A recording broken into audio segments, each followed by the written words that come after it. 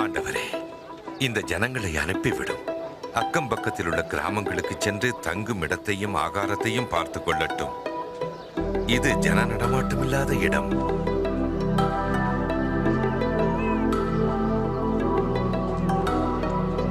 நீங்களே அவர்களுக்கு போஜனம் கொடுங்கள். ஆனால் எங்களிடம் இருப்பது 5 அப்பங்களும் 2 மீன்களும் தான்.